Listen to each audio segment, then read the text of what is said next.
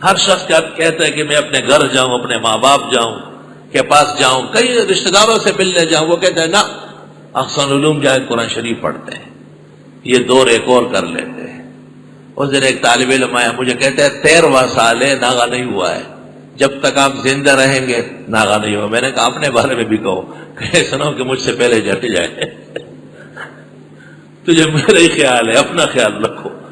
شیخ Saadi نے گلستان میں لکھا ہے نا کہ میں کبھی نہیں بھولوں گا کہ رات کو ایک بیمار آدمی تڑپ رہا تھا، صحت مند بیٹھا ہوا تھا اور رو رہا تھا، یار سفر ہے، آپ مر جائیں گے، میں کیا کروں گا، کیسے دفناؤں گا، کیسے کفناؤں گا، کیسے نہلاؤں گا، پوری رات روتا رہا۔ شیخ سعدی کہتے میں چلا گیا، صبح پھر وہاں پہنچ گیا کہ یار بیمار کا کیا ہوا۔ آ کے عجیب بات دیکھتا ہوں کہ وہ صحت مند مر چکا ہے اور وہ بیمار اپنے کمزور ہاتھوں سے آہستہ آہستہ آدھی قبر کھود چکا ہے، اس کی آدھی باقی ہے۔ یا رب وما تدری نفس بأی ارض تموت، کون جان سکتا ہے کہاں پتہ چلتا ہے۔ حضرت بنوری کراچی کے تو پنڈی میں فوت ہو رہا ہے، مفتی محمود پورے پاکستان کے اور سرحد کے تو کراچی میں فوت ہو رہا ہے۔ یہ تماشے تو دیکھو ذرا۔ استغفر اللہ استغفر اللہ۔ تو پہلا طبقہ وہ طلبہ کرام کا ہے، وہ مدرسوں کے علماء کا ہے، اور ان کو سمجھانا ہماری ذمہ داری ہوتی ہے۔ جو سمجھ اللہ تعالیٰ نے ہمیں دی ہے اور جو ہم قرآن مجید کی آیات اور تفسیر کے سامنے مناسب سمجھتے ہیں اس کے مطابق کوشش کرتے ہیں۔ دوسرا طبقہ عوام کا ہے یا معززین کا ہے، شہر والوں کا ہے، دور دور سے بھی لوگ آئے، امریکہ تک سے لوگ آتے ہیں، یہاں قیام کرتے ہیں ہوٹل میں کمرے لے کے اور تفسیر پڑھ کے پھر روانہ۔ ان کا بھی حق ہے کہ ان کو بھی سمجھانا ہماری ذمہ داری ہے۔ اسکول کالج مختلف شعبہ زندگی چھوڑ کر 45 دن تک یہاں کورس کرتے ہیں، تو وہ گھبرائے نہیں۔ جب ہم پہلے طبقے کے لیے فنی کلام کریں تو وہ نہ گھبرائے کہ آج کا سبق ہمارے لیے نہیں ہے، بلکہ وہ یہ خوش ہو کہ الحمدللہ ہمارے دین کے پڑھنے والے ایسے بہترین ہیں کہ مولانا صاحب آج ان کو اپنے پورے قوت علمی کے ساتھ اصطلاحی سبق پڑھا رہا ہے۔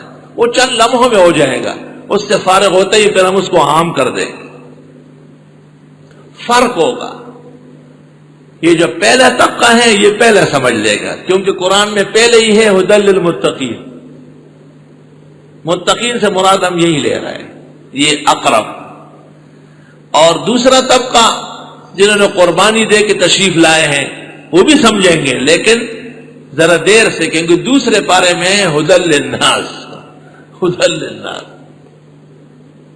اور کچھ لوگ وہ ہیں کہ جو ویسے دفتر جا رہے تیار ہو کہ بھئی چلو ایک رکوع سن لیتے، آدھا گھنٹہ بیٹھتا ہوں، نہ بیٹھنے سے تو بہتر ہے ثواب کے لیے۔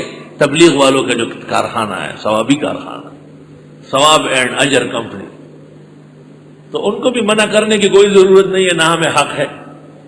اللہ کی کتاب ہے، اللہ کے دین ہے، اللہ کے دین کا درس ہے، شاید کوئی بات ان کو اللہ تعالیٰ نصیب فرمائے اور وہ عقیدے اور عمل کے لیے مفید، بلکہ ہر بات ہی مفید ہوتی الحمدللہ۔ علماء کہتے ہیں کہ ما لا یدرک کلہ لا یترک کلہ، اگر سب نہ ملے تو کچھ چھوڑنا بھی کوئی عقل مندی نہیں ہے، لیکن ان کا ذکر 5ویں پارے میں ھذا بیان للناس وموعظۃ للمتقین، موعظت و نصیحت بھی ہے، مگر اس کے لیے تیسرے زاویے کو دیکھنا پڑے گا۔ پھر یہ جو پہلے دو طبقے ہیں، دینی مدارس، مختلف دینی طبقات کے حضرات، ان میں کچھ علماء ہیں جو ہمارے سر کے تاج ہے، ان کے لیے میرا بیان نوافل کے درجے میں ہے اور اطلاع مزید ہے، اور کچھ طلباء ہیں وہ ہماری فصل ہے اور سرمایہ ہے۔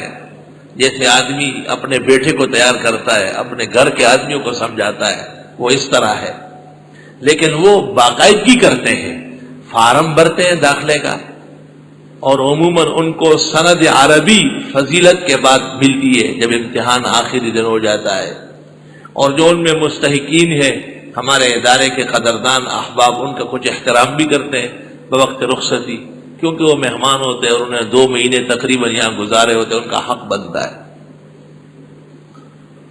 تیسرے طبقے کے جو حضرات تھے جو ثواب کے لیے آئے، اجر پانے کے لیے، اللہ تعالیٰ کی کتاب کا ایک حرف پڑھنا 10 نیکیاں ہیں، یہ تو آپ کو پتا ہے۔ اور حضرت نے مثال میں کیا چیز بیان کی؟ الف لام میم، الف حرف لام حرف میم حرف۔ تو الف لام میم کا تو معنی نہیں ہے نا، وہ تو متشابہات محض ہے، لا یعلمها الا اللہ۔ تو جس کا معنی نہیں ہے اس کی 10 نیکیاں ہیں، تو جس کا معنی ہے ان کا کیا کہنا ہے؟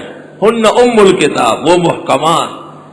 حضرت شیخ المشائخ خواجہ خواجگاں نظام الملت والدین حضرت نظام الدین اولیاء رحمہ اللہ نے لکھا ہے کہ 500 سے لے کر 5000 تک نیکیاں ایک حرف کے سمجھنے، سمجھانے یا عمل کرنے کی ملے گی انشاءاللہ تعالی۔